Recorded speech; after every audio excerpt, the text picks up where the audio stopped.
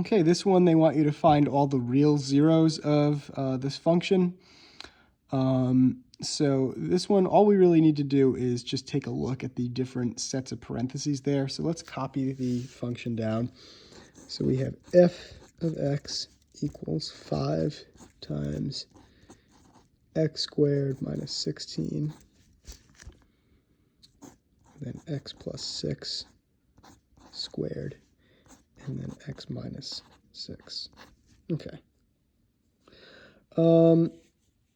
So let's take a close look here. We have this 5 out here. Now 5 is just going to wind up being the leading coefficient. It doesn't affect what the zeros are. The only time something that's outside of this chain of parentheses will do that is if you had x out here, or if you had x really to any power, that would mean that 0 was a 0, okay? But you don't have x outside, so it's not.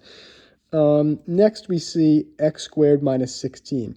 And before we do anything else, we need to factor this. Okay, so we can carry the 5 down. Remember, this is a difference of squares. We have a perfect square here, and a minus sign separating them. So this is going to be x minus 4 times x plus 4. Okay, then we have x plus 6 squared. We have x minus 6. Okay, so let's list our zeros. Okay, what value of x makes this parentheses equal to 0? 4. Okay, 4 minus 4 equals 0, so 4. How about here? Negative 4. Negative 4 plus 4 is 0. How about here? Negative 6, right? Negative 6 plus 6 equals 0. And how about here? Positive 6, right? 6 minus 6 equals 0. Okay, so our zeros are 4, negative 6, and 6. You might be wondering about this power here. Remember, if you have it inside the parentheses, then you're going to need to try to factor it or further simplify it like we did here. If you have it outside of the parentheses, this just means that negative 6, okay, is a 0 of multiplicity 2. It's a double root. So what's going to happen is on the graph of this function, you're either going to have the function kind of hanging or sitting on the x-axis at negative 6. And just for argument's sake, we can plug that in to our graphing calculator here. We'll do 5. We'll plug it in as originally written. X squared minus 16. Then we have x plus 6 squared and x minus 6. Okay, hit graph.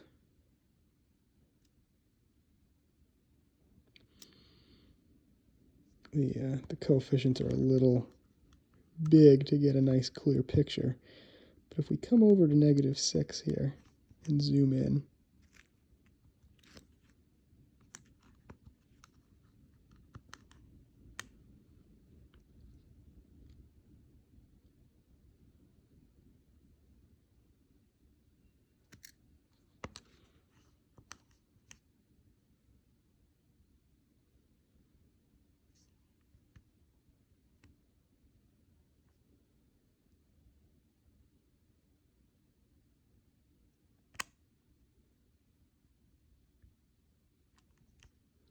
zoom in a little more, you'll hopefully see it.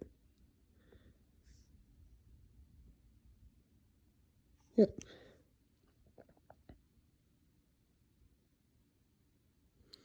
We can see if we zoom in, the function's really steep, so you have to zoom in pretty far.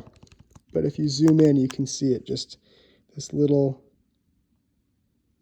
peak of the function coming and sitting or hanging right from the x-axis there at 6.